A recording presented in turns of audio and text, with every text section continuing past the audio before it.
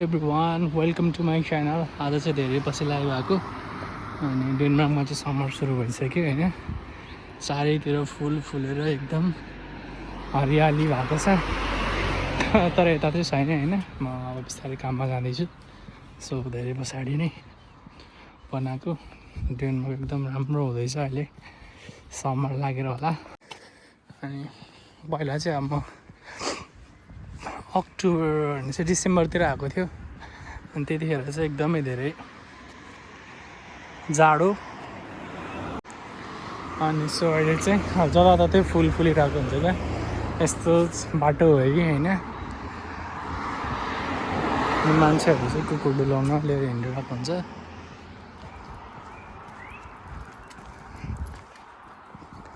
अनि बाटोभरि हरियाली। पहिला चाहिँ अब यो पुरै सुक्खा खडेरी लागे जस्तो थियो होइन, अनि अहिले चाहिँ हरियाली हरियो जो सही देखिन्छ राम्रो। यो चाहिँ हामीले पहिला स्कुलमा राख्थ्यो किताबमा, राम्रो हुन्छ समथिङ के भनेर राख्थ्यो। अनि चाहिँ तासुकतिर जाँदैछु। सो मेरो काम चाहिँ अहिले नोरेब्रोमा छ, सो त्यता गइरहेको छु।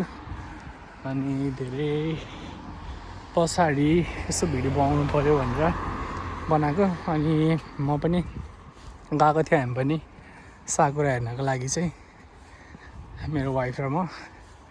तर भएछ चाहिँ के भन्दाखेरि साकुरा चाहिँ त्यही ठाउँमा पुग्नु त पुगेको, तर साकुरा चाहिँ अलिकति पर रहेछ। अनि त्यहाँ अलिकति रुखहरू थियो साकुरा भएको। अनि हामीले चाहिँ लगभग यस्तै थियो, यस्तै यहाँ देखिरहेको जस्तै झरिनु लागेको छ नि त, यस्तै थियो। अनि ल हामी त सकिएछ, यहाँ छैन रहेछ भनेर हामी चाहिँ हल्का एउटा दुईवटा रुखमा ल्याइदियो। अनि त्यहाँ यसो भिडियो खिच्यो, फोटोसोटो खिचेर हामी चाहिँ फर्क्यौँ भरे। त्योभन्दा अलिकति पर रहेछ साकुरा। घर फर्किसके पछाडि पो त्यहाँ होइन नि यता पो थियो त भनेर भनिदिइसके पछाडि त हो र भने जस्तो भयो क्या। सो धेरैजना मान्छेहरू चाहिँ गएर भिजिट गरेर भिडियोहरू आइरहेको थियो। अनि यहाँ चाहिँ सुक्खै चाहिँ हरियो भएको रहेछ, बिस्तारै हुन्छ पनि हरियो। एकदमै धेरै पानी परिरहेको थियो। समरमा चाहिँ एकदम राम्रो देखिन्छ भन्थ्यो क्या। भरे त कस्तो चाहिँ राम्रो होला भनेको त जस राम्रो हुँदो रहेछ। यहाँ घर पनि बन्दैछ, ट्याङटुङ भत्काउँछ किसिममा बनाउँछ यिनीहरूले। अनि मान्छेहरू चाहिँ बाहिर घाम तापेर टक्क कुर्सीहरू राखेर इन्जोय गरेर हुन्छ, फुल फुलिरह। अनि यहाँको चाहिँ मलाई एकदम मन परेको फुलहरू चाहिँ टुलिप है। टुलिप फुल यस्तो दामी कलरहरू, अनि बाटोहरूमा यताउता फुलिरहेको हुन्छ, घरहरूमा पनि। त्यसको पनि म भिडियो बनाएर हाल्दैछु।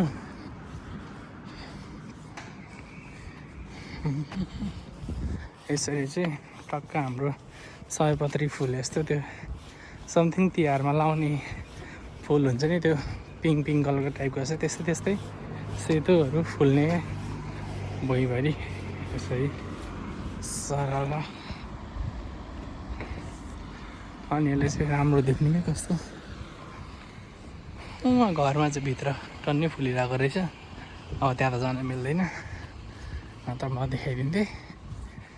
अहिले चाहिँ पहेँलो भएर फुल्या फुल, यो चाहिँ फुल फुलिरहेको त्यसमा चाहिँ पत्ताहरू चाहिँ छैन, फुलहरू मात्रै हुँदो रहेछ त्यसमा चाहिँ।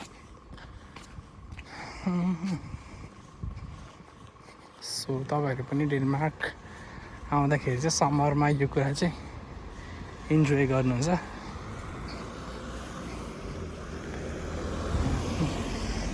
बाइन्स एन्ड बेगर यहाँको चाहिँ एकदमै धेरै चलेको बेकरी हो यो।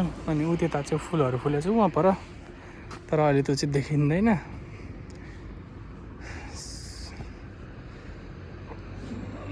त्यहाँ चाहिँ वेतासुप जान मिल्यो।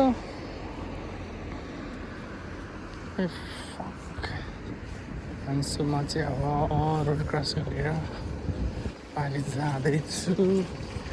बत्ती बलिहाल्यो, ढिला भएछ।